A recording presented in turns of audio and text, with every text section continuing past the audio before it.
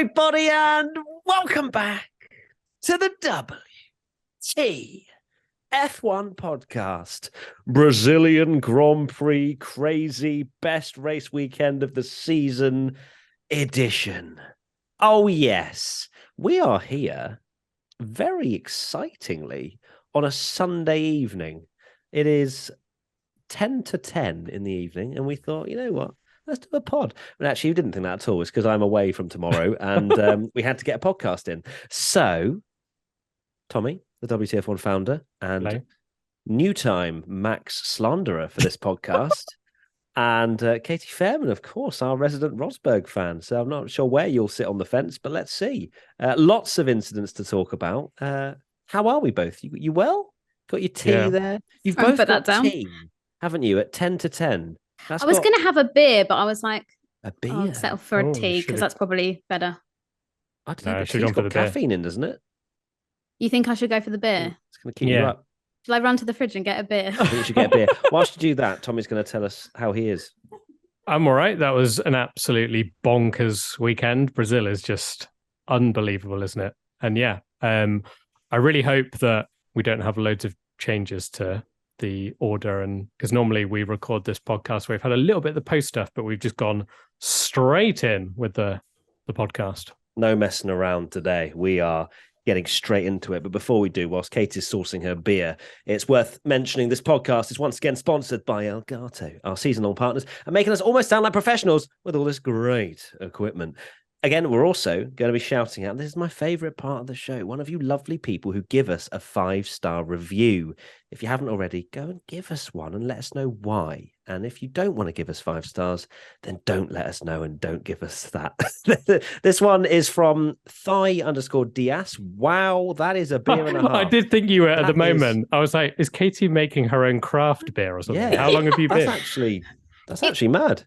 Thanks. It was one of those beers and it had like a funny top on it, so I had to take that off and then put it into a glass because I didn't want to get done for promoting a certain beer brand. So there you go. Wow. Cheers, guys. Well, enjoy your unbranded beer. I was actually halfway through a 5-star review, so let's get into that. I'm it's from so sorry. Diaz from Brazil, actually. So that's a lovely little touch. Since it's Brazilian GP week, I'd like to send a genuine congrats and thanks from Brazil to the whole WTF1 team. I discovered the podcast during the pandemic, and you guys helped a lot to get me through those horrible months without F1. And now your show makes my gym time a little bit less unbearable. Keep doing the great work. Thanks. Well, thank you. Thank you. Lovely message. And I hope you're in the gym right now. I want to give me an extra 10, whatever the hell you're doing. All right? Perfect. Okay. 3-word race review time. Andres_Rusail. Checo deserves better. Vignesh Waran 905. Brazil never disappoints. Nettie Diavel. Pure Alonso masterclass. And Reski. Oh, and that person was definitely a Tom Bellingham burner account. And Reski AP. Mercedes is back. Oh my God. I just realized the only time you've not done your tweet about Mercedes is that they actually won. So it's confirmed it's your fault. Yeah, that's something I've just realized as well. So look forward to my mentions. But yes, those 3-word race reviews have summed up what was a chaotic, crazy race. And it was like the start and the end. You know what I mean? The middle chilled out quite a bit, didn't it? It was just like simmering. We were waiting for something to happen. We were praying for rain, all kinds of craziness.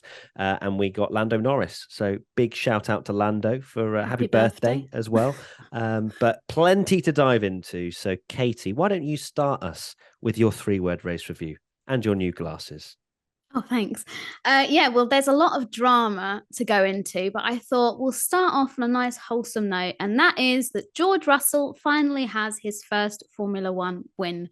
Obviously, he came close to it back in Sakir in 2020, but probably best we don't talk about that. But yeah, finally managed to get that first win. The first win as well for Mercedes this year, which seems absolutely insane that we've got to the penultimate round of the 2022 season and Mercedes have only just got their first win of the season.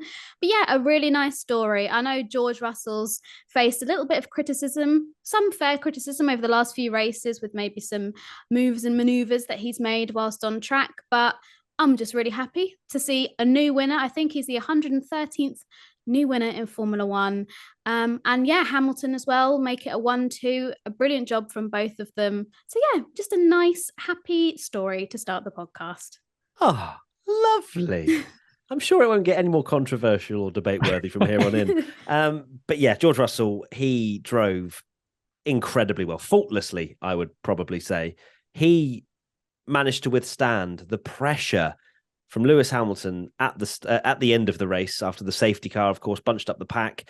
And he did wonder, at the start, of course, Russell from the lead just kind of drove away. There was lots of chaos happening behind him. And you think, would he have actually beaten Hamilton on a level playing field? And again, maybe you might be able to argue that Hamilton had a bit of loss of car because of the Verstappen incident. But we still got to see a 12-lap shootout between Hamilton and Russell, both on the same tyres. We heard on the radio a few times from Hamilton's side that they couldn't really see anything on the data to say that his pace was being affected by it. And the minerals, I know I love using this phrase. We're bringing it back. Absolute vitamins and minerals this man showed in the last 12 laps of that race to win his first race. Yes, he won the sprint, but the sprint doesn't actually count as a victory. To just hold on just about over that 1 second window. If Hamilton gets within that 1 second, even once, I think he manages to close that gap up really well. And all of a sudden, Hamilton's probably in the pound seats to make a move at some point. But instead, he just kept that gap to just over a second, eked it out to sort of 1.6, 1.7 by the end.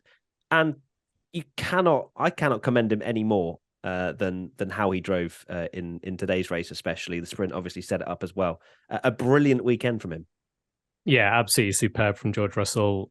Like Katie said, he's had a difficult time of it recently, done a few stupid incidents, and we were all praising him at the start of the season for being that consistent driver and, he's beating Hamilton on his day, and then kind of dipped in form a little bit recently. But what a comeback drive to get you back in the headlines and just show what he can do.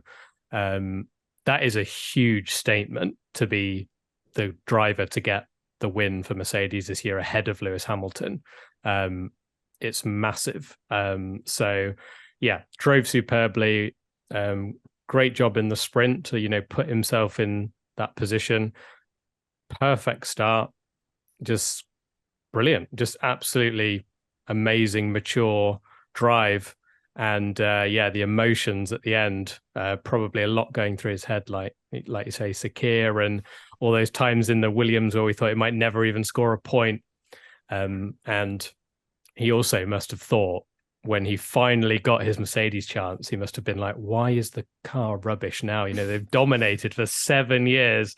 I get the Mercedes and it's rubbish. And not rubbish, but you know what I mean. And superb from Russell. Brilliant drive. Certainly was. Bryce the Man 124 asks, is Mercedes officially back? Well, I'm not going to tweet it because the entire Mercedes fan base will get on my back, but it seems that way. At least they've hit a very nice upward trajectory right at the end of the season. When you look back at years gone by, they've dominated a lot of the season, and then towards the end of each season, Red Bull have snatched a victory or two or looked really quick. So yeah, they're clearly getting more and more of an understanding of their car, and it is quite ominous for the years to come now, where Mercedes have clearly figured out what's going wrong, and to be, you'd have to say, quicker. Like even Verstappen said after the race, it didn't really matter if I made contact with Verstappen or not, because with Hamilton or not, because I didn't have the pace this weekend. So maybe it's just high altitude tracks for whatever reason Mercedes is now strong at, but it's certainly an interesting and spicy thing to look forward to for 2023, as long as they don't get it right too well, and we're then back into another 8 years of them winning the Constructors. Yeah, they're going to likely change the philosophy of that car, but the fact that we've got to the end of the year, it has won a race, they're definitely the second best car now, ahead of Ferrari, you'd say, because Ferrari don't have that race pace, which is painful for you, Matt.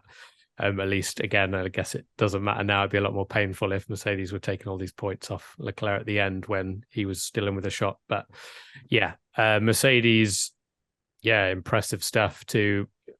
I honestly thought we were going to get that whole year without them winning. It really did look that way. 1-2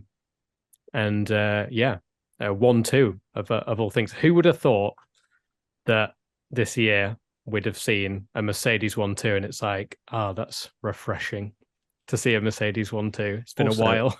Also, as well, did I not absolutely say that Mercedes would win the race this year? I'm just saying it happened right at the end. But was I not saying, I was like, look, they're going to come good at some point. I didn't expect it to be the penultimate race of the season, but they finally did figure out, didn't they?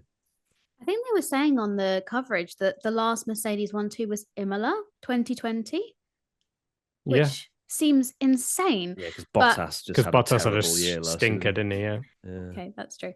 But poor Bottas. But yeah, no, an amazing result from them. Matt, you kind of alluded to the higher altitude track suiting them. That's kind of a theory that we've had for many, many years. And obviously in 2021, Red Bull kind of put that to bed in Mexico because they were really dominant. But generally, the cars always seem to suit these high altitude tracks. I think also, you know, as well as Mercedes have done in this race, you've also got to take a step back and look at the bigger picture. Obviously, we'll get into it, but Verstappen had a shocker. So he wasn't there to really challenge them at all. And yeah, I think it's still really impressive. And I'm really pleased for everybody working at Mercedes because they have worked incredibly hard to turn the season around. And like you say, they're not used to being in this position where they've actually got to fight for podium spots even at some points during the season. So yeah, like I say, it's a nice happy story. Crazy to think that we're talking about it like this in 2022 when you've looked at their previous successes, but yeah, I think we'll be able to see in Abu Dhabi if they'll be strong. Then that's a track they normally do suit quite well, so perhaps they'll be able to continue this momentum and maybe even take another win next race. Well, if they do, then Ferrari is very much looking like they could finish third in the constructors. The gap's now reduced. Your prediction wouldn't come true, so you'd be sad. Yeah. 19 points is the gap, I think, now between Mercedes and Ferrari. Ferrari quite lucky, in fact, I think, to have both the Red Bulls out of contention. Otherwise, Mercedes would have looked even closer potentially into the last race. Next question. C. Taylor 3112. Do you think Lewis pushed as hard as he possibly could the last 10 laps, considering throughout the race he was slightly faster than Russell? Yes. Absolutely. There is no way in hell Hamilton is letting that win slip through his fingers without giving it absolutely everything. Now, it is interesting to see his post-race interviews where he's just like, I'm happy for the team, happy to be here, happy for George. And deep down, he's a racer, he's a winner, and he wants to win this year. And the more and more I think about it, and the closer we get to him not keeping his win streak up, you do wonder how much. It's not going to make him lose sleep at night, but I'm sure it'll irritate him slightly, especially that George is the one to have got the first win at Mercedes this year. But no, they were on different strategies as well. Hamilton had 6-lap fresher mediums, I think, in the middle of the race compared to Russell. So, of course, was pushing quite hard. And then we questioned Mercedes pitting Hamilton before Russell, before we had the safety car and whatnot, which shuffled it up all over again. So we don't know how it would have played out. I think Russell probably had it in the bag any which way, it seems. But yeah, I don't think it's fair to say that Hamilton was quicker than Russell throughout the race when all Russell had to do really is manage from where he was and to make sure he could extend that medium stint as long as he could. No, Russell said to Damon Hill actually on his way to the press conference that he did make one tiny mistake where he lost about a tenth or so, but just generally like he had a really solid, faultless performance. And as you say, Lewis Hamilton, he's not a 7-time world champion because he gets to 10 laps before the end of a race and goes, I'm just going to take my foot off the gas and have a nice little Sunday drive. Like he's going to fight for the win until the last possible millisecond. So yeah, I think it's just testament to George's performance. But yeah, I think genuinely though, Hamilton is a team player in the sense that whenever he gets a good result, or is it even sometimes a bad result, he'll always be thanking the team for all their hard work and all that kind of stuff. And a result like this, he must know in his heart of hearts that this is going to be a huge boost of motivation for the team, and something, as we sort of said, they've been left without for so long. So Yeah, although he's probably a bit gutted not to have got the win, a 1-2 result is still really good. And also he seems to have a good relationship with George as well. So he's probably really delighted for him. He's been in that position, getting his first win. He knows how much it means. So generally, Mercedes would be fine. Yeah.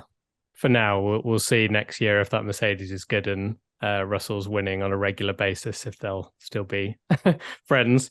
We'll see. But yeah, the fact that there's absolutely no way that Hamilton wasn't pushing those last 10 laps as well. You know, that would have been such a Hamilton-esque drive of, you know, having adversity during the race. So we'll go into that later. And, you know, flying back through the field and going after the victory. And obviously you did say it in the watch along as well, yeah, didn't you? You had, this has a Hamilton it did all over it, especially because, you know, he's just had that citizenship in Brazil. He'd have wanted to win there so badly after that as well, and, you know, wave the Brazilian flag and stuff. So he will be gutted, no doubt. You know, he'll have put on a brave face, and I do agree with you, Katie, that there will be part of him, despite, you know, him being that race winner that just wants to win, that does look at the bigger picture and go, we're moving on. We're moving up. This episode is also sponsored by BetterHelp. Give online therapy a try at betterhelp.com/WTF1 and get on your way to being your best self. Navigating any of life's challenges can make you feel unsure, whether it's a career change, a new relationship, or becoming a parent. Therapists are trained to help you figure out the cause of challenging emotions and learn productive coping skills, which makes therapy the closest thing to a guided tour of the complex engine called you. I myself have tried therapy before, and I absolutely recommend it. It changes your life for the better. It allows you to just take that weight off of your shoulders and to be able to move forward with problems in your life. As the world's largest therapy service, BetterHelp has matched 3 million people with professionally licensed and vetted therapists available 100% online. Plus, it's affordable. Just fill out a brief questionnaire to match with a therapist. If things aren't clicking, you can easily switch to a new therapist anytime. It couldn't be simpler. No waiting rooms, no traffic, no endless searching for the right therapist. Learn more and save 10% off your first month at betterhelp.com/WTF1. That's BetterHelp, HELP.com/WTF1. Let's move on then. Okay, so it still includes Lewis Hamilton, and it's the incident with Max Verstappen. Now, I didn't say the three-word race review, so I'm not sure why you put it in the doc, but I went with not a penalty, but we can also put why a penalty. It's fine. I mean, look, that's the question. I couldn't remember what you said. It's fine. You won't listen to me. It's fine. But yes, my three-word race review, not a penalty. That incident with Hamilton and Verstappen, obviously Verstappen trying it all the way around the outside at the restart to then have the inside line for turn 2. I just felt like he deserved a bit more space. It's very difficult to go side by side at turn 2 because it does naturally get quite narrow. But with how far he obviously got past around the outside, then kind of relinquished the position a slight bit, but was still halfway alongside, in my opinion, even seeing from all the different angles. I was surprised to see Verstappen penalised and not Hamilton. But probably after I've looked at everything, I would go with just racing incident, just purely because of the nature of the track and whatnot. Hamilton would probably, in my eyes, get a little bit more of the blame. But I was very shocked to see a 5-second penalty come for Verstappen, to be honest with you. It was just one of those round the outside, trying a daring move. Hamilton was having none of it. Verstappen also having none of it. If you listen to their post-race interview from Max, he was basically just said like, well, look, he wasn't going to give me any space, so knew we were going to crash, which was a bit of a weird thing to say, but he kind of was just he kind of admitted then as well that he wasn't in the fight for the win. So they are just inevitable. They're like magnets. The minute he went round the outside, my brain was like, they're going to crash 100%. There's no two ways that they come out and don't crash, and lo and behold, they crashed. It was very much as soon as that happened, you know, the meme of like the guy that puts on the hazmat suit and goes through the doors into the comments section. I was like, oh gosh, this is going to go down so badly. Now let's see what the expert think. Yeah, let's see what the Twitter experts think. I mean, everyone's allowed their own opinion, but my goodness, there was a variety of them. And yeah, it sounds so sittish on the fence-ish. That's definitely not a phrase, but we're making it one. That yeah, I don't think it was deserving of a penalty one way or the other as well, Matt. I mean, they both were going into that, both, in my opinion, could have done more to help the other. And yeah, that's my take on it. But interestingly, people were sharing about these new 2022 overtaking rules that the FIA delivered at the start of the year. Oh my goodness. It's similar to, remember that journalist that asked the question 20 years ago, that, and like it made no sense. Reading through, I mean, I can try and read it here, but it's going to sound like I'm talking gobbledygook. But it's one, the longest sentence ever, and two, I'm reading it and I'm like, you have to read it out now, Kate. Yeah, read it out. Go on. Come on. Okay, I've had a bit of a beer. Oh no. Right. So for overtaking on the inside of a corner, this is the FIA's advice. In order for a car being overtaken to be required to give sufficient room to an overtaking car, the overtaking car needs to have a significant portion of the car alongside the car being overtaken, and then the overtaking maneuver must be done in a safe and controlled manner while enabling the car to clearly remain within the limits of the track. There's no full stop in there apart from at the end, which just that's not my biggest anyway. issue there, because I would argue that Verstappen did have a significant portion of the car up the inside, and where was he meant to go? That's my argument.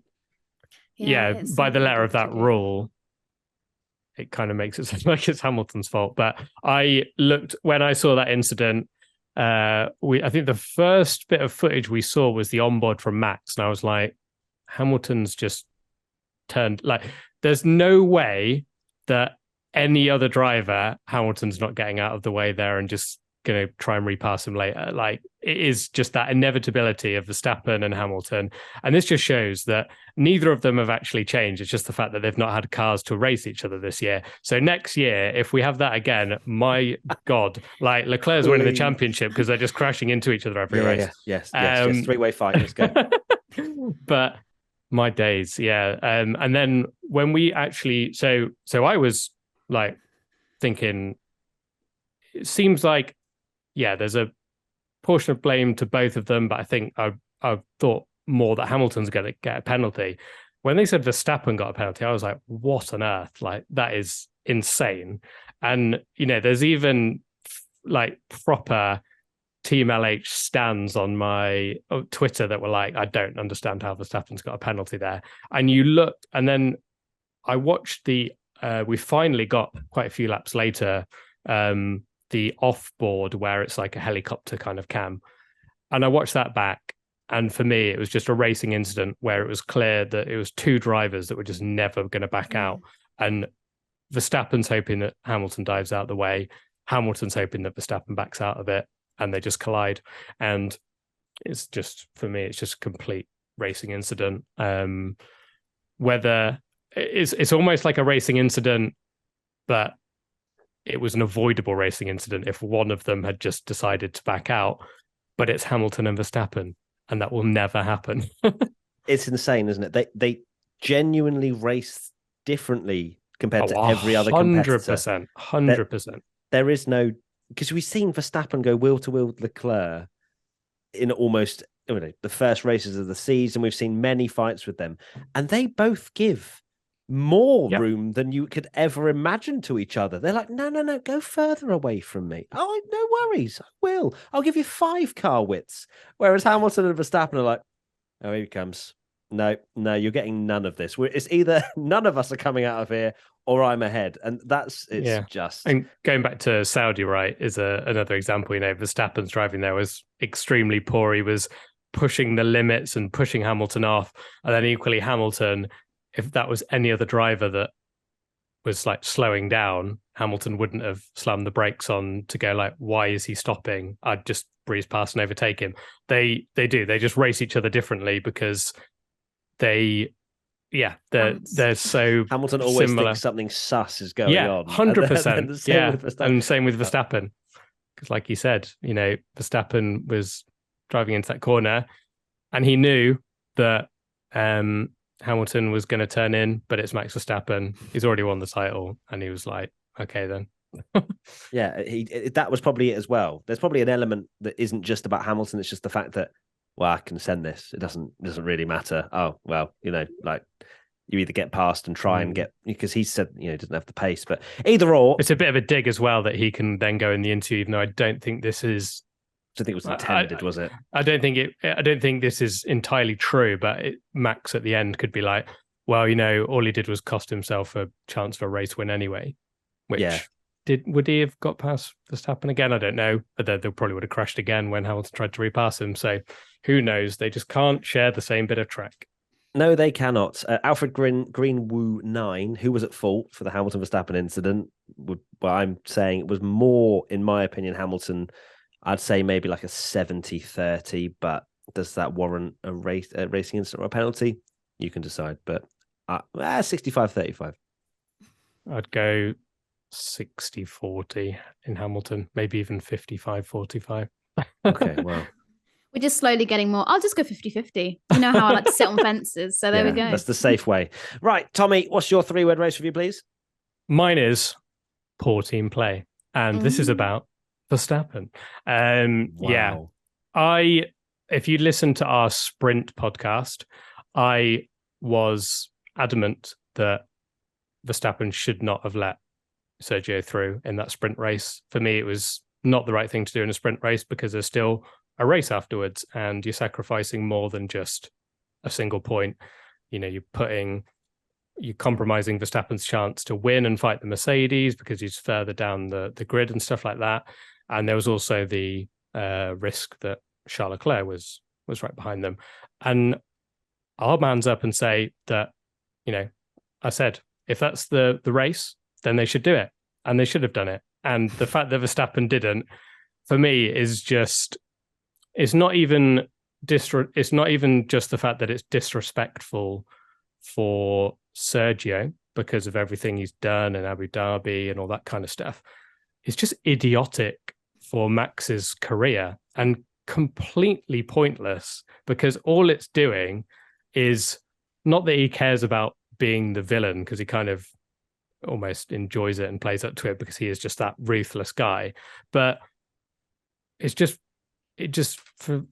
changes the whole team dynamic. And Checo and Max, they had a good relationship, it seemed, and exactly going back to Abu Dhabi last year, Checo was there to help him, and if he's burning that bridge with Checo, and it's a really close fight, like we said, that could be with Mercedes next year, is Checo going to do that again? Maybe not. What is the point? It's over 6th place. It's not even like, I'd get it.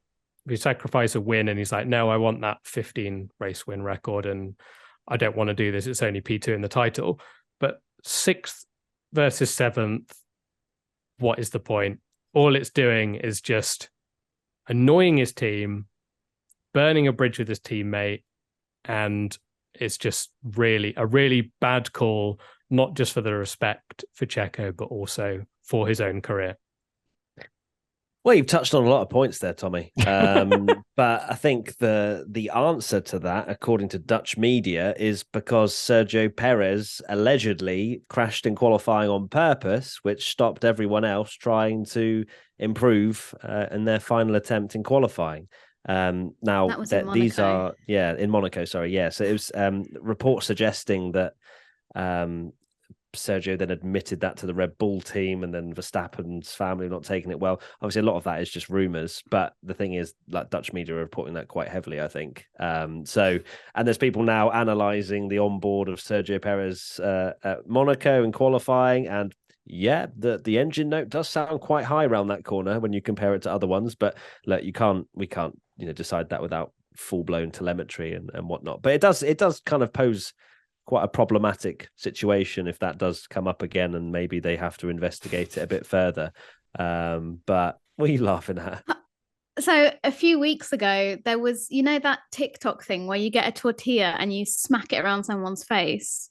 Have you seen that? Yeah. Please tell me you've seen that. I'm trying to. I know where this is going. Red Bull did that a few race weekends ago as like a thing on social, and Max certainly gave it some welly. So maybe there was something behind it, because Checo was a bit like, oh, okay. Oh, there you go. There's a tortilla to the face. Whereas Max was like, whoosh, smack. Oh, jeez. So Yeah. there we go. There is a relevance to it. It does seem like there's something Checo is there, a legend, also Max. Whoosh. Yeah. Yeah. Yeah, of course. You've touched on last year, and Perez has done more than enough, I think, as a teammate. Without him, Verstappen does not win the world title last year. If you take a look at Abu Dhabi and how that played out, without Perez's amazing defense, like genuinely just got out and walked around the last sector, and Verstappen gained about 8 seconds. Without that, Hamilton would have been able to pit, and it would have been a slam dunk. Thank you very much. Safety car in. Cheers, Hamilton, 8-time world champion. So for me, it just seems really petty if this is the case where Verstappen is almost getting one back, because now in the post-race interview, he said, well, if he needs points in Abu Dhabi, I'm happy to help. And I'm like, but why not now? What's the point? If it genuinely is like getting one back on him or whatever, it doesn't make any sense to me. And as you said, Tommy, like alienating your teammate for no real reason just does not make sense. He might think, well, I'm clear of Perez. Who cares? Whatever. Who knows what car Red Bull roll out in 2023? It might be another car that Perez is very good in at the first part of the year. You just don't know how it's going to play out. So for me, it just seems like silly playground games and beef that obviously we don't know about. And yeah, I don't know. It left a very sour taste in my mouth, especially with the team radio that Verstappen said. It was almost like, I am bigger than the team. Don't even question me. Which you can understand in some ways. You're like, well, world champion mentality, I'm not taking any crap from anyone. But also there's limits where you literally make Perez your enemy in your own team. So yeah, didn't make sense to me. It's super weird as well when you consider that Sergio Perez isn't going anywhere anytime soon at Red Bull. Like, he signed a contract until the end of 2024. Like, alienating your teammate like that when you've still got at least 2 years together is a really odd choice, in my opinion. And like you say, I guess fair enough. Like you say, if he was leading and it was like, you've got to give Sergio the win here, that might be slightly different, but it's literally for like 6th and 7th place. And yeah, if I was Sergio Perez and I heard that team radio that Max said after the race, I would be so angry at, like we've mentioned, all the time that he's held Max up. Like, look at Spain, for example. Max had that issue where he got some wind behind his car and he went through the gravel and then fell behind Perez. Perez then got team orders to let Max through, and he said something along the lines of, this isn't fair, but okay, and let him through. Sergio's going to think, no, screw you next time. Like, you couldn't even let me in Baku either, did he? No. And it's like, I just feel sad that Sergio, he's been gifted this opportunity at joining Red Bull when he thought his career was over at Racing Point. He's been a great team player. His defense, he calls himself the Minister of Defense and all that kind of thing.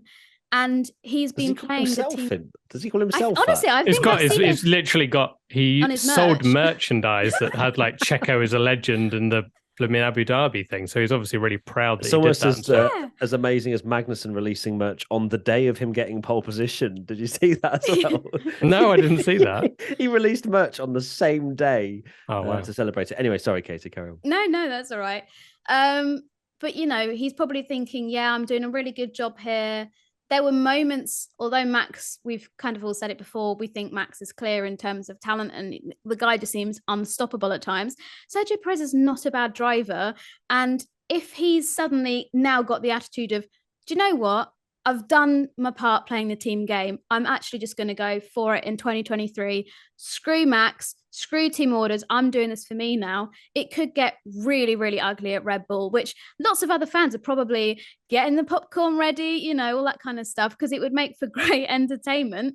But yeah, Sergio probably thinks, no, I'm done being Mr. Nice Guy. If you're going to play like that, then I'll play back harder, baby. It's so stupid because that is what they had over. We just mentioned the fact that Mercedes, you've got George Russell and Lewis Hamilton, and obviously, we're joking that relationship could sour if they start taking wins off each other. But realistically, them taking wins off each other is going to be, it's not going to help in the World Championship. If George Russell was in the car in 2021, Hamilton's not coming close to the title probably because he's not picking up the maximum all the time. And the reason that Max and Lewis were so close is because those two were always picking up the maximum, and they were clear. So that was such a big advantage for Red Bull, the fact that they have a clear number one and a number two driver. And then all Max had to do was return that favor. And like you said, it's sixth place. It's not like he's asking for a win. And you actually saw a prime, ironically, because Binotto yesterday said, I don't know why they didn't switch the cars. And then they didn't switch the cars today, which is hilarious. But I actually understand that because it's for a podium. Mm. So you don't even have that, because you could argue, if Max had been third, you're still like, well, it's only a podium. Max, you've got so many podiums, but at least there's something there. Sixth and seventh, doesn't matter. And the difference is as well, whether this would have been the way it played out, because obviously Sainz did finish on the podium, but in Carlos's interview afterwards, they asked him about it and said, were you going to swap places with Leclerc? He was never communicated with it whatsoever. And he said, look, I'm a team player. If that was the decision that they had made, I would have done it. So there was not really any hesitation from him. Ferrari didn't ask. No, Ferrari never even communicated it to him, which doesn't make any sense. But there you go. Ferrari just made a decision. And maybe Ferrari realised as well, as you said, Tommy, it was for a podium. It's slightly different. And at the end of the day, who cares about P2 in the championship? Do you really get a trophy or anything? No. Well, Leclerc cares because we're probably not going to go in. No, there's no questions about this. So maybe we'll just go into it very quickly now. The qualifying, the sassiness of Leclerc on the team radio in qualifying, it came out again, didn't he? When he was like, oh, brilliant. When they said they're not going to switch or whatever, it's too risky. And to be fair, he did say in post-race interview again, he said it was kind of in the heat of the moment. He was, quite frustrated, and then kind of said he understood. Annoyed. He's getting so annoyed. I think it's a lot of things, isn't it, that's just stacking up on him, like intermediates in qualifying and, ridiculous things. And a tyre being thrust over his car so that rather than, they're going to just hand a soft tyre over the top of you when they're making decisions of which tyre to put on in qualifying. But it was very, very strange, that whole debacle. But yeah, I can understand the difference there. It's a podium. It's silverware. It's slightly more meaningful. Zero X Fusions asks, why do you think Max didn't give up the place to Checo? If you could sum it up in one sentence, Tommy, how would you answer that? Why he didn't? Why didn't Max give the place to Checo? For me, yeah. From my understanding from watching that interview he did with Sky, it is him basically alluding to the fact that Monaco, that he thought that Perez crashed on purpose, whether, like you said, that's even been admitted to him, but clearly it's something he's very unhappy about. But oh my word, that is pettiness beyond belief, to basically like, you screwed me once, so I get to screw you once back. You can't see the bigger picture and think Abu Dhabi and Spain and even Baku and things like that. You just see that one thing of go like, he screwed me once, so I need to screw him back. That for me is just, and it's so unbelievable levels of petty. He's leading the World Championship by nearly 200 points. Like, what is he doing? It's mad. One very long sentence, Tommy. Sorry, yeah, but it really annoys me because it actually really annoys me because this to me, I think it is actually hurting Max's career as well, because you've got to think that Formula One, and there's no better driver of an example of this than Fernando Alonso, that Formula One is so much more than just driving fast. It's about relationships. It's about having like the bigger picture, and to burn your bridges with a driver that's helped you win a championship going into the next season is such a stupid and dumb thing to do. Over nothing as well. Thank you for the sentence, Tommy. Really appreciate it. My line's probably similar to that, but yeah, it just seems as though for whatever reason that has lodged in Verstappen's brain and gone, I need to get you back. Now, I don't know why finishing ahead of him for P6 is the time that he wanted to get it back. it's crazy. I don't really understand why that's something that's still playing on his mind. If he was 35 points behind Leclerc with 2 races to go, I can understand it still playing on his mind. And maybe he almost felt like the whole Perez doing that spin in Monaco wasn't covered enough, that this whole thing needed to be discussed a bit more. And this is the way in which to kind of bring it up into conversation. It's like, well, look, you know my reasons. And then they start poking at him in interviews. And he's like, well, I think he said something like, you can make your own mind up or something when they're asking about Monaco. That's a yes. I mean, that's a yes straight up, isn't it? So it just seems very petty, as you say, Tommy, and I'm of the same kind of opinion. And another long sentence. What's your long sentence, Katie? Well, firstly, I'm wondering how many more, like, the spike in views are going to go up on Sergio Perez Monaco qualifying, because that's suddenly going to rocket up. Quite a bit, I believe. Yeah. Yes. But yeah, also, I don't understand. Maybe Max did it deliberately, but keep it off the airwaves. Like, you've got your engineer saying, Max, why didn't you do that? Just say, we'll discuss it after the race. Don't be like, this is why, because then you're just going to get journalists hound you in the media pen, and you're going to have to go around to each journalist and say the same thing. I had my reasons. Thanks very much. Next one. I had my reasons. Next one. Like, and every single journalist is going to say, well, what are the reasons then, Max? Come on, spill the beans. I'm waiting. And every single time you have to go, well, we had our, this whole thing would have been avoided. Although we had a great time talking about it on the podcast, don't get me wrong. But if he just said, we'll discuss it after the race and the debrief. Like Matt said, though, is that him wanting to bring it into the mix? Because I'll throw something out there. If journalists do keep poking about it and they somehow find that Checo's admitted it, I'm not saying he did do it, but like if that's really what it's believed and that comes out that he crashed on purpose in Monaco, it'd be Nico Rosberg 2.0. Oh. Well, not even that. It'd be because they'd have, like, if they managed to get some kind of like he admits it or whatever, like that's mad. Like what would happen that's then true. If they find out Ferrari that could kick off because science went into crashed him on purpose? I know it's not quite Singapore Crashgate, but crashing on purpose is not a very good thing to do. It's extremely dangerous and stupid. I'm not saying Perez did it, but yeah, clearly, I don't think this is over, is what I'll say. Which is wild. I just want a normal winter break. Stay tuned. Cliffhanger. Come back next week, see what happens. I agree, though. Max is not great when he gets constantly poked about things and can potentially sometimes snap. So we will see what's said. Tanya Smith, 1986, has Max damaged his relationship with Perez? I'm reminded of Multi-21, and we all know how that ended. I think it was quite telling in Perez's interview, because at the start he was like, well, I'm not sure what Max was told, sort of thing, kind of almost giving Verstappen the benefit of the doubt. The clarification then came to him saying, yeah, he refused. And you could kind of see the shock in his face he was like, oh, right. And then did he said something about that kind of shows what sort of person he is, or something? He said that on the radio. Yeah. This shows who he really is or something. The radio. Yeah. Which is, quite savage. Cutting. But I think it has, for sure. I think this relationship behind closed doors has been fractured already, if Monaco's anything to go by. But I think Perez won't be as willing anymore to play games. But it depends how much Sergio kind of cherishes his drive at Red Bull, because at the end of the day, if he starts causing problems for the golden boy at Red Bull, Max Verstappen, then he won't be at Red Bull for much longer, and contracts can be broken, bought out, etc., etc. So there's going to be a lot of internal discussions, I'm sure, where even though Max has kind of been out of order here, Sergio may still have to fall in line. We've seen, Sergio playing the team game since he's come to Red Bull. But let's just throw it back a little bit to when he was teammates with Esteban Ocon, because holy moly, the fireworks between those two were insane.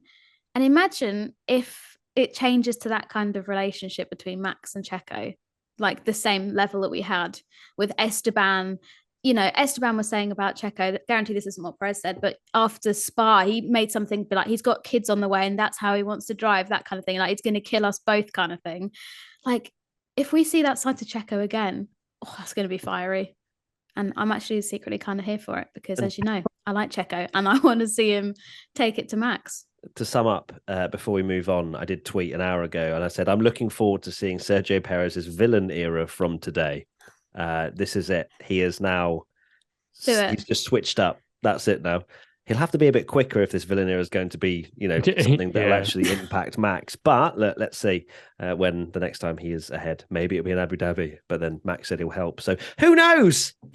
Tune in next week. Imagine like if Max did just park it at the end and let Perez win the race or something and be like, right, I've screwed you over once. Now you can have it back. But that would almost be weirder to do that though. He will never need to let, unless Leclerc's winning the race. Yeah, because they're even, aren't they, on points now? Yeah. So yeah, it's weird, but yeah, bizarre. I just want to see. I want to see the situation where it's Verstappen, Leclerc, Perez. Perez is on the radio. Well, come on, Max, you're going to help me, no? And then it'll be one of those Hamilton going around at 3 miles an hour trying to block Rosberg for the championship kind of vibe. But let's see. Let's move on now from the top teams and actually speak about other things that went on in the race, because there was quite a bit. Robbie Chen, 29. How did Alonso get to P5 with that strategy?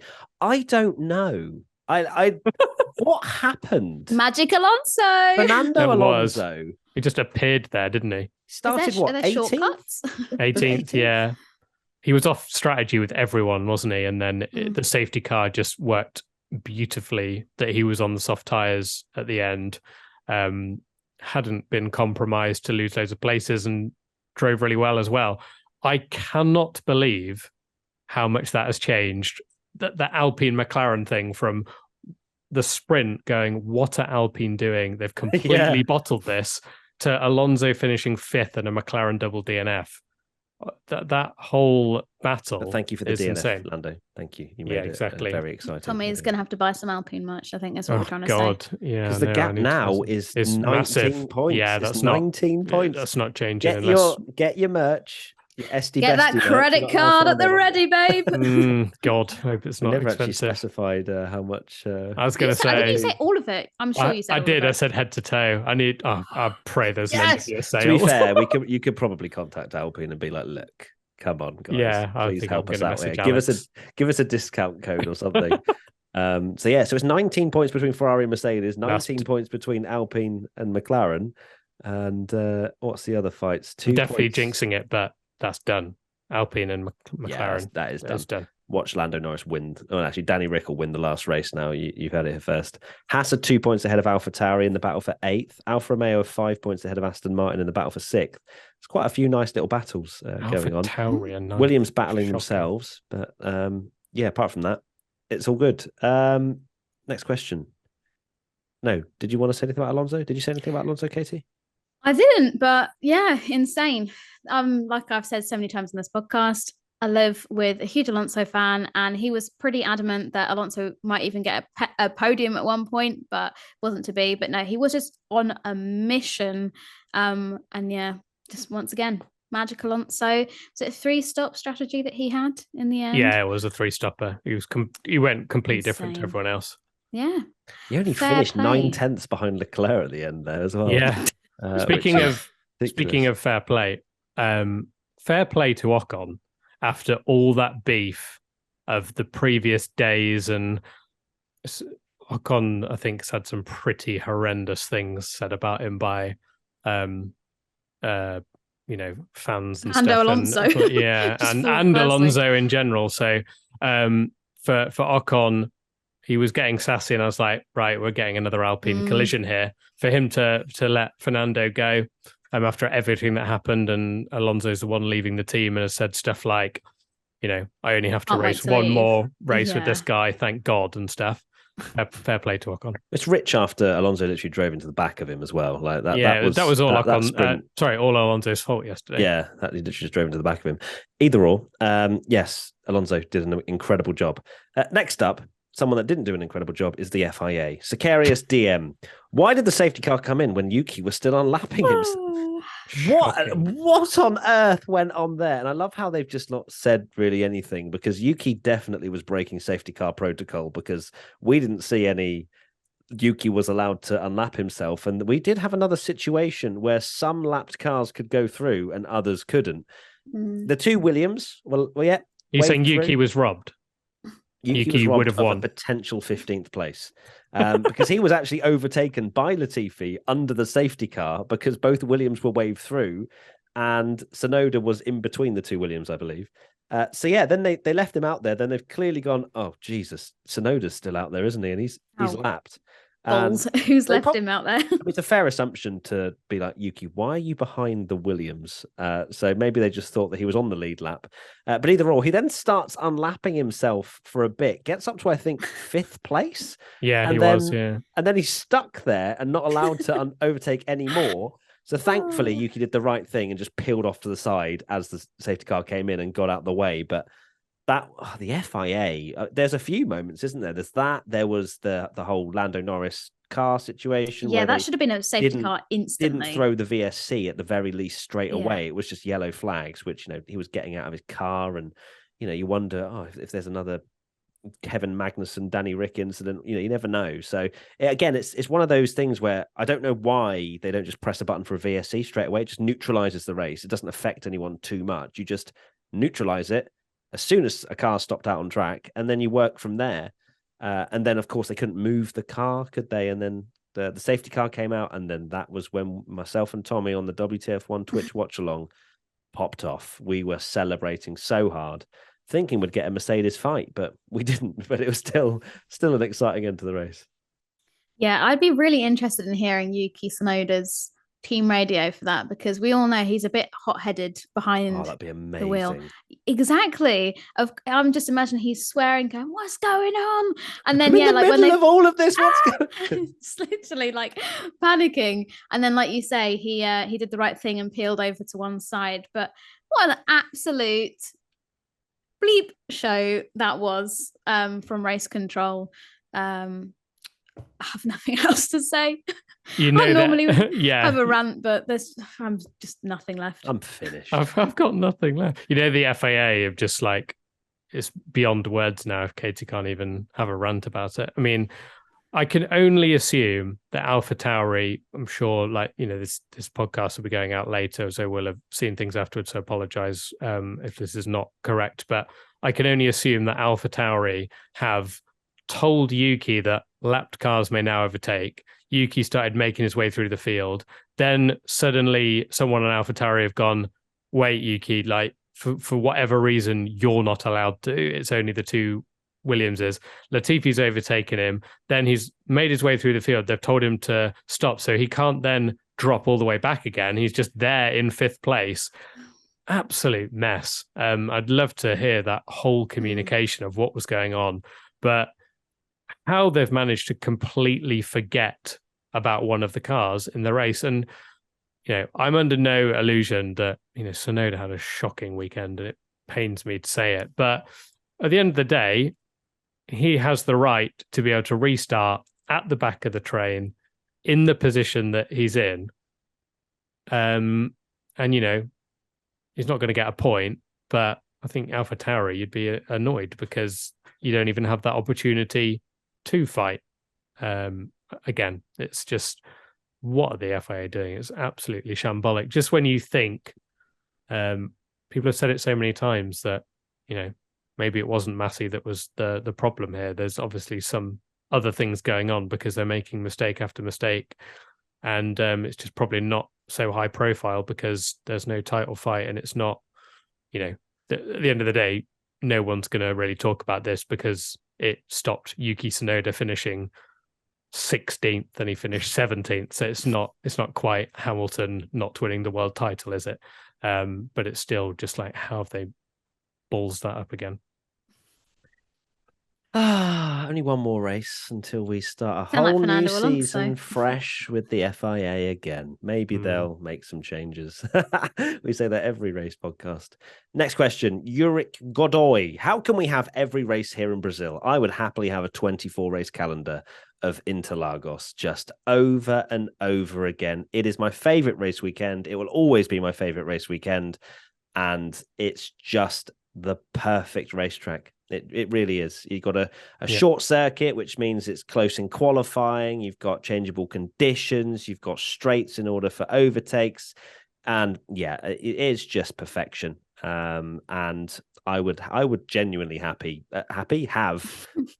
would be happy to have, I think is what I was trying to say, 5, 10, 15 races around Brazil. Just keep coming back. Absolutely. And again, it's lent itself to a sprint weekend brilliantly. That's true. We've had absolutely awesome action, qualifying, the sprint, and the race, all superb. The race has been superb every year, it seems. It provides so much drama as well, not even just overtakes. It's not even just the relentless overtakes, there's just drama galore. If you're like a Qatar or I don't know, South Africa or whatever that's trying to get on the calendar, and you've got money to build a circuit, just laser scan Interlagos to perfection and create Interlagos, every bump, every little bit of it, and you just got guaranteed banging race. I'm not sure contracts would allow that, Tommy, but fair enough. No, yeah, just do that and then just make everything just slightly longer. Maybe just one. I mean, they did it at Kota, right? They did a best of. Yeah. Now they've just realized that a best of circuit is just Interlagos. So just do Interlagos again and maybe just make one corner different. No, it was a sensational weekend. I think probably one of the best weekends F1 has had as a whole in a very long time, at least a couple of years, I would say. I mean, yes, we had the added bonus of the sprint, which meant we had qualifying on the Friday and we got it in the wet and we got K-Mag pole, and that was really amazing. And as I forget who it was, but somebody on our Twitch stream pointed out, if it wasn't for the sprint, we would have had a bone dry quali and probably none of this would have happened. So as much as I love to kind of poke holes in the sprint, on this occasion, it did make the weekend unforgettable. But yeah, it's just so good. It's just there's nothing more to say. I just love it. I think. Go on, Tommy. I was going to say, it speaks volumes as well for Interlagos that you're going into a race where there's literally, well, I know there's P2 in the title, but there's not anything to play for in terms of the championship, and it's that enjoyable. Just shows what a unbelievable track and weekend it's been. And I think as well, it shows the importance of selecting which tracks take the sprint, because some tracks just aren't built for a sprint race. It just is an extra 20 odd laps to a racetrack that potentially doesn't give us much action anyway. But yeah, everything just fell into place for Brazil. And yeah, the qualifying, especially Friday, I was saying it on the Twitch watch along, I said it in Internet Best Reactions, and I'll say it here as well, that it was the perfect amount of rain in qualifying to just spice up the action enough for the track to be slippery but then dry out, and that's what you want. Changeable conditions that get better, and that causes all kinds of chaos. Okay, big deep breath. It's time for jingle time. Has Tommy got the jingle? That's the question. I have. This one is absolutely wild. Okay, here we go. Okay, WTF1 gang. Love the pods. The wife and I are expat Brits living in Austin, Texas, and you're part of our general regime of preserving our sanity. So thanks for that. Been meaning to get around to doing a little ABCDF1 jingle for a while. I guess the sleep I got during the Mexican Grand Prix topped up my energy levels to actually make a run of it. So yeah, here's a wee mashup for you of a couple of little tunes you may recognize, and they've written the lyrics, so I'll say them after in case you can't hear them clearly. But enjoy from Steven Tyler, and he says, no, not that one. We love you, Nick Go TV, but you'll never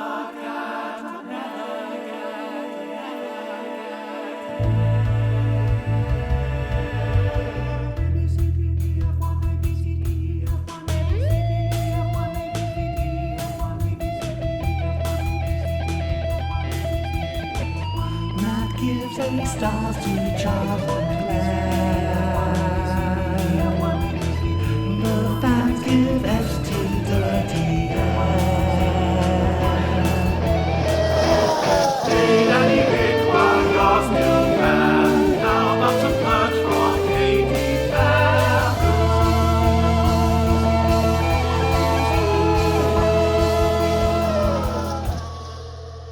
Told you it's a bit of a That- fever dream. But I mean, first and foremost, a lot going on there. There was the chain in there secondly, and the F1 theme. I'll be honest, didn't hear many of the words. Okay, so the lyrics are, "We love you, Nick Gotifi, but you'll never get an A. A, B, C, D, E, F1, A, B, C, D, E, F1, A, B, C, D, E, F1, A, B, C. Matt gives A stars to Charles Leclerc. The fans give Fs for dirty air. Hey, Danny Rick, while you're still there, how about some merch for Katie Fairman?" Amazing. And that was I from love it. That was from Stephen Tyler. Stephen. Thank you, Stephen. That was amazing. That genuinely was, that encapsulated It my was- I entire want that as brain. my ringtone. Yeah, that was intense. But thank you, Stephen. Right, let's And get will into that some be, ABC. will that be the last fan one as well? Because Tommy's doing that on the guitar next week. Yeah, Tommy Oh, is no. performing. We're not forgetting about that, Tommy. Yeah, don't you promised. Come on. Oh, You've got this. no one You've got wants to that. think of a song. Everybody wants that. Like, come on. You Do remember can't just when play the do you remember when we F1 did that song Twitch either. watch along? And people literally subscribed or something, didn't they, to get you to Oh, play yeah. something or whatever it was. Or maybe It was on likes. the It was like YouTube, but- 10,000 likes or something. Yeah, whatever it was. But they love it, Tommy. Anyway, let's get into some ABCDF1. Lewis Hamilton. Let's start with him. A. Yeah. I'm going to go A star. He came from the back and managed to put himself into second on Russell's tail. So I'm going A star. I can't give him an A star just purely No. because of the Verstappen incident, personally, but And qualifying. and quali as well. I thought we didn't include quali. Just a sprinkling of A quali. sprinkling of quali. Okay, so an A from us and an A star for Hamilton. George Russell, A star. A Stand star. up. Easy. Easiest A star. Easy. If there was a better grade than A star, he'd be getting it. Max Verstappen. Oh, sorry, no, hold on. So Hamilton got an A star from the fans. Russell got an A star from the fans as well. Max Verstappen. C. D. It's a difficult one It is a difficult one. because a lot went on. There's this a lot. weekend. There's a lot of emotions in Verstappen's grade as well, isn't there? Yes, the fact there that really he's is. collided That's why with it made me Hamilton. laugh. He's not played the team game. He's Finished sixth. yeah. He's finished sixth. C. I think it was a C. Yeah. Because he did do quite a good drive through the field, and then He was like 17th at one point, wasn't he? he was. And also, I don't put him as much to blame for the incident, so that's kind of where I guess I give him a C.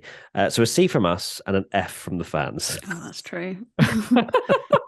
Oh dear. Sergio Perez, B.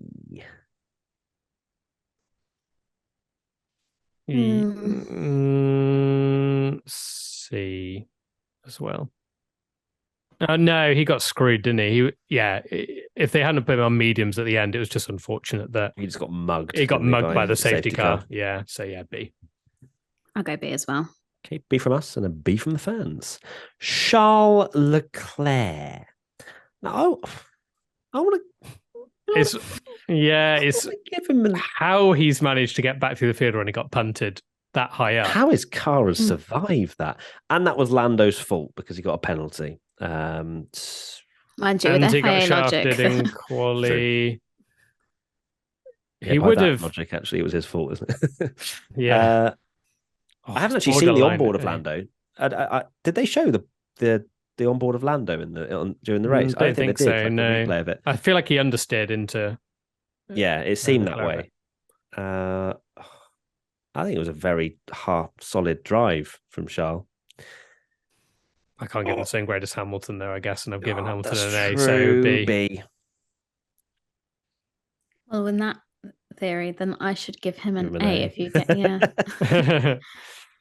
Yeah, I'll give him an A. I'll just Okay. dish out the good grades, you know. So, well, the jingle said I Someone's give got to him be A positive stars. around here, so Yeah, the jingle says I give him A stars, but not today. Is a B. So a B from us and a B from the fans. Carlos Sainz, A. A.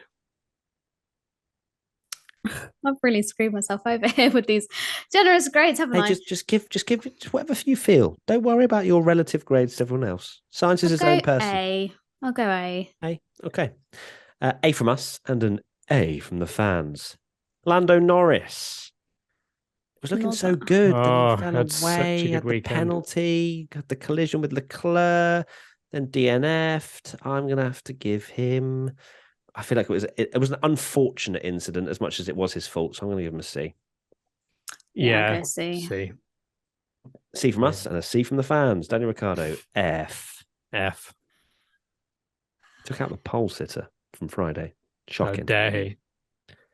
Yeah. Imagine you say that, by the way, leading into the weekend. Daniel Ricciardo will take out the pole sitter from I'd qualifying. be like, oh my God, Like, great. go What's on, he Danny done? Rick, Yeah. fighting for the win. Pop off, bestie. Yeah. Oh, I think it's got to be an F. All that brilliant racing he did in Mexico. I mean, I guess it all started by him punting someone else. So his racecraft is. That's the most Stop. disappointing thing. It's not the Stop fact talking. that he's slow and his racecraft has suddenly got terrible as well, which is concerning. It is sad. I don't want to Really hear sad. it.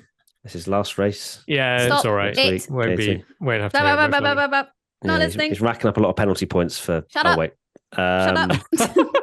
That's sad. I joke because I'm actually genuinely very sad to see Danny Rick leave. But smiling through yeah, the pain. it's still an F because it was instant karma as well. But literally taps Magnussen round and then Magnussen just goes round and yeets him.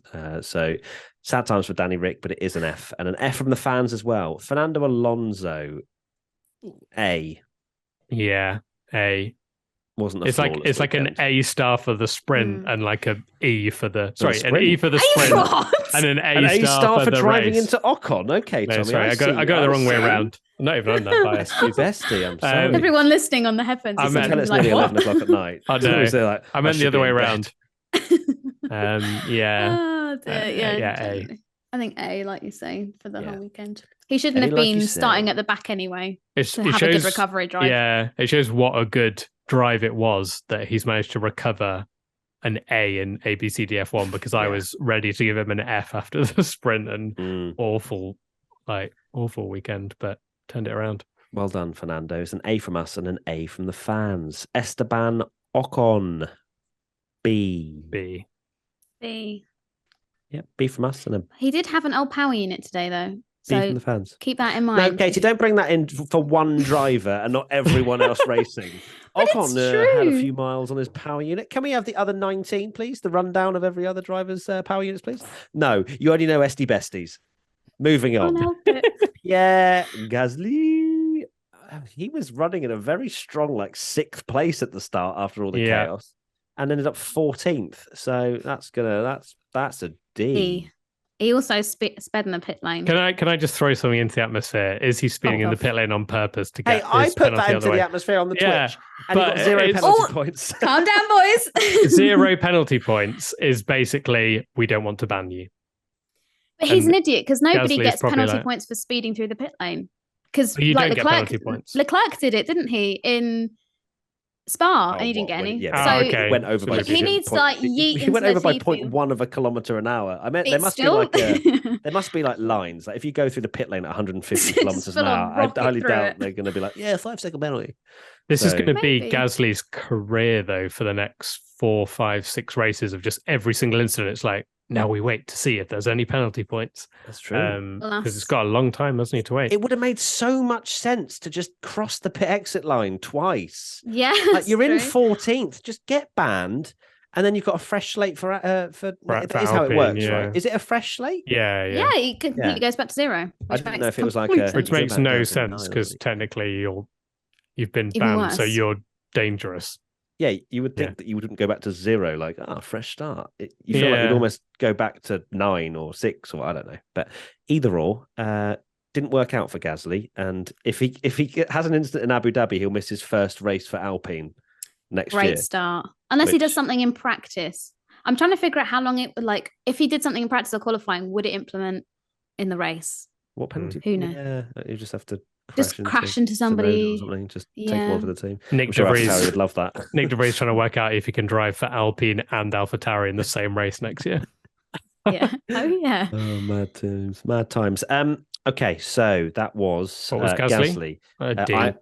D. D. Yeah, I went with a D, which is such a shame because he was looking so good. Yeah. So a D from us and a C from the fans. Yuki Tsunoda, it's going to have to be an E. Yeah, shocking. It would be an F, but I'm giving him an E because he was kind enough to get out of the way of everyone. And from Yeah, the he safety did car the restart. right thing. He did the noble thing, He did didn't he? finish a lap down on everyone because of that. So yeah. I'll go. What did you say? E. E. E. Yeah, I'll go E. Would have loved E to have for- seen us send it at turn 1 and pretend he was 5th, but alas, he did the noble thing. E from us and a D from the fans. Sebastian Vettel. How the Oh. hell has Lance Stroll beaten him? I know. Vettel He got was in screwed fourth by at one point. strategy, didn't he?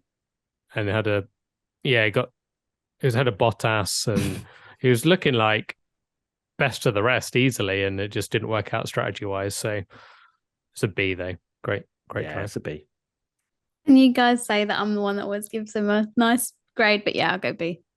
Prepare for an A star in Abu Dhabi, by the way. Understanding of his strategy. Whatever happens, he's getting an A star in Abu Dhabi. Oh God, here comes a Danny Rick pity A star as well. Yeah. Yeah, everyone's Danny getting Rick A stars in finished Abu Dhabi. 15th, one lap Yeah. down. A star. He's taken out the entire field at turn 1. A star He was great on the Beautiful. softs at the end. Right, next. on his own. Yeah.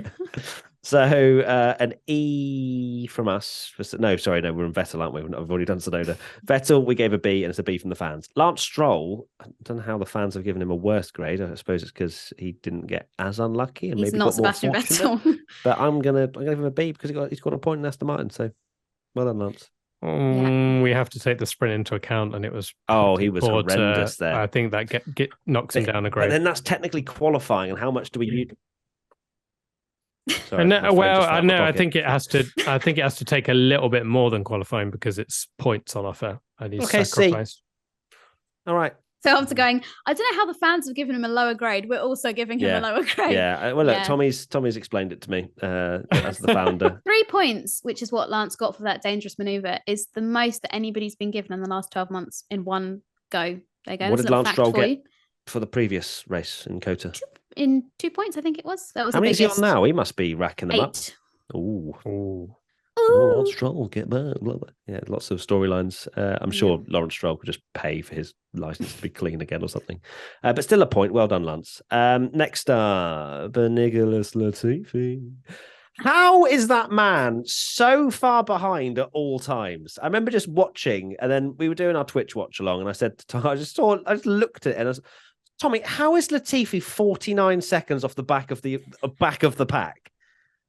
I genuinely want to watch a full 71 laps of a Nicholas Latifi race just to see what goes on. Did he go down the Kimi Räikkönen route at any point? Kind of locked up at the penultimate corner and went on a little adventure. I don't know. On Inters or something.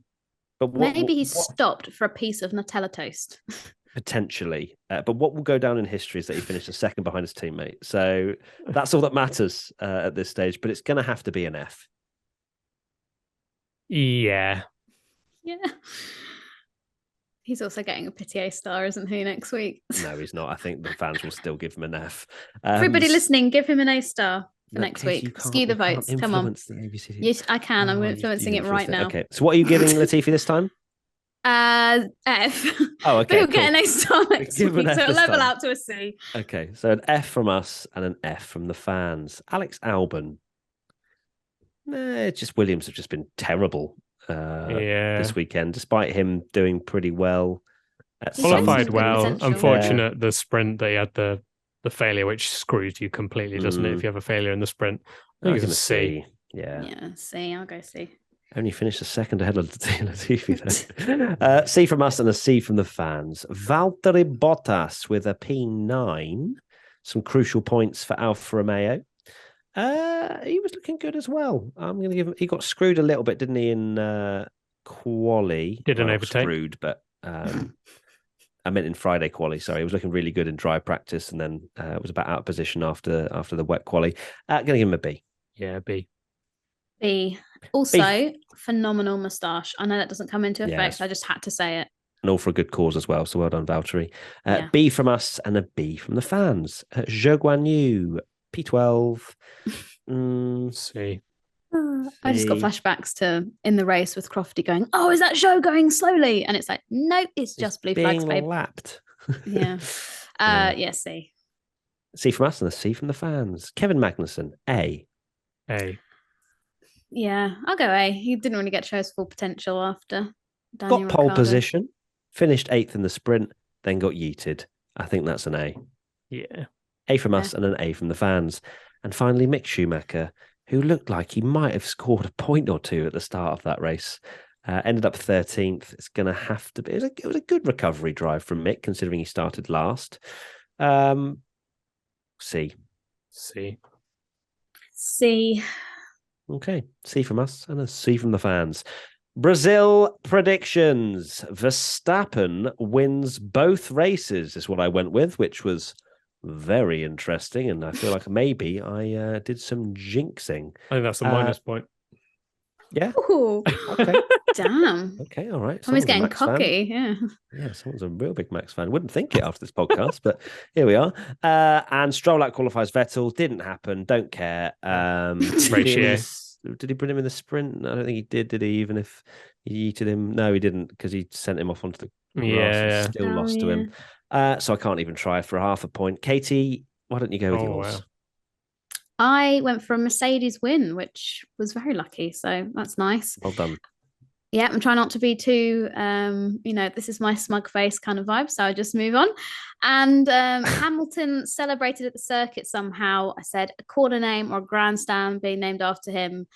I'm going to say that didn't happen.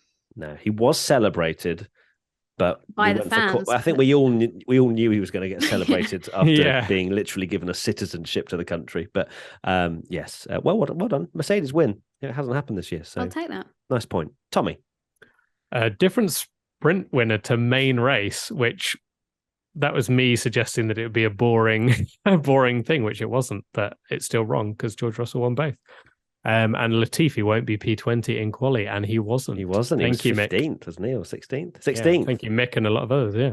Yeah, he outqualified Zhou Guanyu, Valtteri Bottas, Yuki Tsunoda, and Mick Schumacher. Fair play. I changed my The grade. lad. Well done, Latifi. 4 points. And the fans, Mega versus Primus, a collision during the sprint. That happened. Jones 7-3, Albon in the points, no. And Dave DeRock, rain, yes. Well done, fans. And Abu Dhabi predictions. I have gone for Ricciardo doesn't score points, so basically leaves F1 with an underwhelming Is that even a performance. prediction anymore? It is. I'm going to have to do it. No. And so for this one, actually, before I carry on, we've all got a bonus prediction where we had to be really specific. Seeing as it's the last race, we thought we'd do a bonus, very specific prediction. So my second one, which isn't the bonus one, is Latifi doesn't finish last. Yeah. That's not too bold, is Here it? we go. I mean, So that's that could have finishing been on my the road, bonus. right? So if people crash out, it's still Latifi. We'll decide. Yeah. We'll decide that. No. post-race. But look, I believe in Latifi. To be honest, that should have been my bonus one because that's not happening. And then my bonus one is Charles Leclerc and Sergio Perez make contact. So there you go, Katie. Interesting. So I said donuts from the grid for Sebastian Vettel for his last race. Right, we're going to have to go into some nitty-gritty Okay, details let's do here. it, What let's do does it. from the grid stand for? How many need to give him a donut in order for it to be donuts from the grid? And not actual donuts. We're talking about car donuts. Yeah, here's So some you- Krispy Are you Kreme. talking like the Alonso thing that they Yeah. did? The Guard of Honor. Like, yeah. Just for Seb. At least two. Just for I Seb. think Seb will do donuts because he always does. And That's a he'll great wonder- prediction then. Yeah, there you go. But I think I won't say this isn't part of my prediction. This is just me putting it out into the atmosphere. I think Mick will do it. I think Ricciardo will do it if they're still in the race. And some other people, maybe. I don't know. But there we go. So if Sebastian Vettel doesn't finish the race and then Oh, some other drivers shoot. do a donut, Oh, are yeah. you trying to say that Yeah, they'll yeah. be doing it for Seb? Yeah, they're doing it for Seb, 100%. No, come on. No, they are. They are. Seb's in the media pen, like circling around. Yeah, just Like- literally like, woo! So you've thank you for that rendition, Katie. Oh, yeah, people on audio, I just spun around on my chair. Yeah. There you So interesting. So it has to be, did you say two? Yeah, too. So two I other say drivers do two it or with more Sebastian people. Vettel. So we don't need isolated donuts here. You mean together like the Alonso thing. go. Like the Alonso one. Okay, Tommy is cool. writing it in the sheets. Tommy's to actually make written it in. That's amazing. And your second one, Katie. I said Alonso and Ocon have one final coming together. I love how you wrote one final coming together. Like this is the last time they will clash because Alonso will be so As far behind. teammates. Yeah, in yeah, the that's true. I F9. didn't even think of that. And then my bonus one, you said the bonus one had to be a really bold prediction. So I went for something a bit wild, and I said that Norris will start on the front row. I don't think it's going to happen, but I just went for something crazy. So It's bold. It's very Fair bold play. and very specific. Tommy. Right, I've gone for a Hamilton win. And I've gone, sorry, everyone. I hope it's a jinx. Oh. Sebastian Vettel DNFs in his last race. Something seems to happen. You know, we had it with Kimi In last and races, Massa DC? and stuff. Has he had that? DC at Brazil, yeah. Yeah, but sometimes, dare I Button? say, Button, Abu Dhabi. It happens oh my a lot. God, what have we done? But dare I say, sometimes they get to have their moment, you know, a little more because Crashing into a wall? No, like, you know, retirement and the fans cheer and No, we don't. I don't want to see it. I hope it's the guard of honor that, like you say, with Mick and whatever, and they're doing donuts on the grid. And then my bonus, very specific prediction is that Latifi has an identical crash to last year, the same corner, which basically creates a load of memes, and everyone's like, "Oh, look, it's happened again!" And it's over the course of the weekend, he basically goes into that wall exactly the same, and it looks eerily similar. Okay, so if that does happen, we're going to have to get some proof as to whether it's exactly the same and what part of the wall to the he millimeter. hits. Yeah, we're going to have to get the ruler out. So, okay, cool. So those bonus predictions will be 1 extra point, just to be clarified. Okay, I think, so Katie, you've probably won already, but let's see. Yeah. Or very close to, unless maybe I get a full house. And the fans, Hannah15_F1, safety car first lap. J137X, Mercedes steals P2. And Rachel 7000, Vettel wins driver of the day. Well, that one have your is point now. Absolutely happening. Yeah, you can take that straight away. So there you go. That is the Brazilian Grand Prix post-race podcast. Hopefully you've enjoyed. I think we've covered most things. Might well have missed 300 things, but a lot of stuff happened, didn't they? A lot of things occurred. I'm looking through the result now, thinking, have I missed anything? But I think we pretty much covered the main lot. Yeah. All right, good stuff. Katie, final thoughts? I just knew you were going to ask me first. Yeah. My final thoughts is that I just want to take a moment to say I'm thinking of all the Sebastian Vettel and Daniel Ricciardo fans for this coming week, because it's going to be tough. There must be other people out there that love them both. But yeah, I'm basically giving myself a pep talk here. Is firstly, it's okay to cry, because I know I'm going to. I've got the tissues ready, because I'm going to be bawling my eyes out. And yeah, just try and soak it in, enjoy it. It might not be the last time we see them, although I would say don't maybe go off of that. Don't, like, is it called copium? With just thinking that they might come back one day. Just enjoy the now and smile that it happened. I can just imagine you getting ready in the morning, looking in the mirror and saying this on Sunday especially. Look at myself. It's going to be okay. But yeah, I don't know if I'm going to be able to do the watch along, but if I do, then tune in for guaranteed tears. Yeah. It's going to be a sad day. I think I will struggle to not cry, to be honest, because I'm a big fan of Danny Rick, especially as so you may not realize after me giving him an F in this podcast, but I love Danny Rick more than life itself. Tommy, final thoughts? My final thoughts are I'm absolutely disgusted that Katie hasn't included Nicholas Latifi in those final drivers. I think he's going to be the emotional of the lot because, you know, he loves his Nutella, and I'm welling up just thinking about that we'll never see Latifi on the grid again. People are going to be properly split. Yeah, people are going to be split of voting Latifi driver of the day for the bands and voting for Seb. Won it. Oh my! Maybe everyone's there. Maybe we should do something. Yeah, a little campaign. No, don't take it from Seb, or I'll fight you. Maybe we're about to. Seb's got 4 world titles. Give Latifi something. He's got his Nutella. Oh, for God's sake! The poor bloke. Come on, leave him alone. I really like Nicholas. I just like to put that out there. I think he's a nice. Do you? Okay. Oh, well, you didn't include him, did you? In your. Actually, people are going to be doing the donuts for. Oh my God! Can you get Nutella donuts? No, maybe. I bet they exist. I think they're gonna, there'll be a guard of honor That should have been my bold predictions. The guard of honor, and they'll draw out Latifi in the maybe Latifi or a goat or a jar of Nutella with the tire marks. They will do burnouts for a jar of Nutella. That's your prediction. Do the donuts around a jar of Nutella. Everyone you can tell this is a late night podcast because it's really going off the rails here. You know when footballers leave like something on the side of so then they can like pick it up and celebrate. I reckon Latifi's put like a jar of Nutella. Who is Latifi? It's Nutella Latifi. It's really late. It's been a really long day. But yeah, Latifi at the end, while Seb's doing his donuts, Latifi's popped a cheeky bit of a jar of Nutella, and he parks the car, gets the Nutella out, stands up on his car, the fireworks are going off, and he's just munching some stuff. This is the most chaotic and strange final thoughts I have ever had the pleasure of experiencing right here, right now.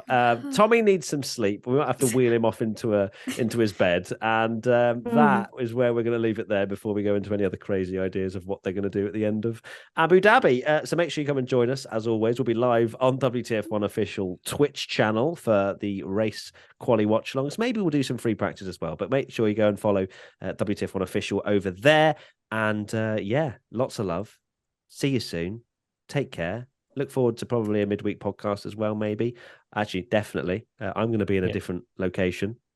You'll find out everything. I mean, if you've watched the Twitch watch alongs, you'll know what's happening. But it rhymes with chair. Nutella.